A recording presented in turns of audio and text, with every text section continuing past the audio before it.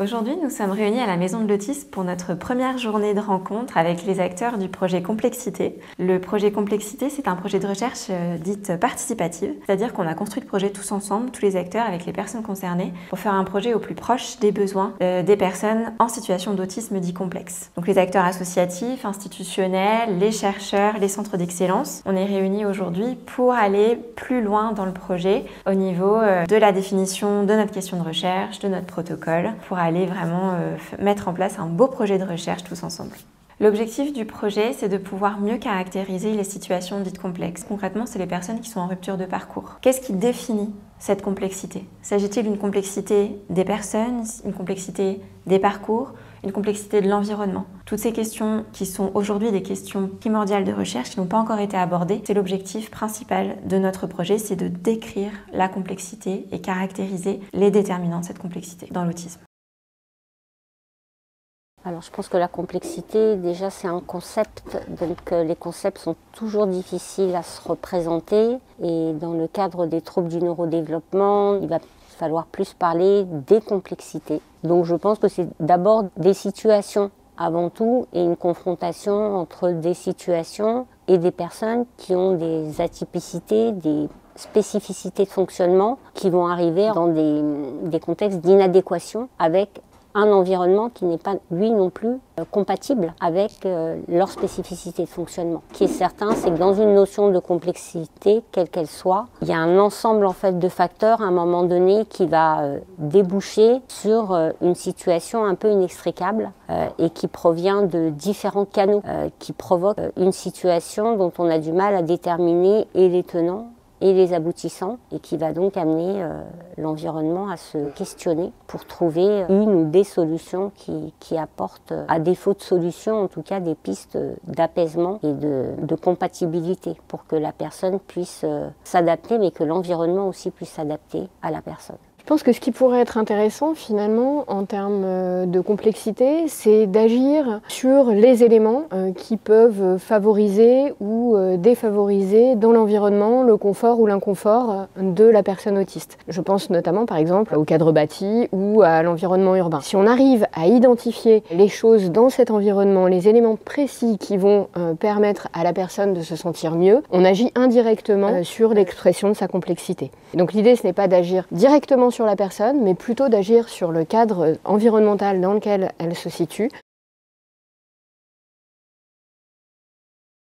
Alors les actions mises en place, il n'y en a pas beaucoup. Je crois que c'est justement l'un des sujets clés, même dans la recherche. Je crois que ce qui est complexe inquiète, représente une part d'inconnu. On ne prend pas assez de risques par rapport à ce qu'on ne connaît pas. Ça peut sembler étrange, mais en fait, les chercheurs ne prennent pas ces risques d'aller finalement tant que ça vers l'inconnu quand il s'agit en fait de personnes et de personnes qui ne vont pas finalement offrir peut-être des garanties de résultats. On approche finalement des modalités de fonctionnement que l'on ne connaît pas et qui vont défier la science, qui vont défier la recherche et qui ne vont pas avoir non plus forcément encore de moyens de comparaison avec des données déjà existantes. Par exemple, on utilise beaucoup des moyens de mesure aujourd'hui en lien avec le langage et le niveau intellectuel. Souvent, le quotient intellectuel et le langage ne sont pas les éléments significatifs. Forcément, ça défavorise, entre guillemets, les chercheurs qui vont se lancer dans ce type de recherche. Il faudrait plutôt les encourager et que les appels à projets aussi de la recherche prennent le risque d'aller dans cette direction.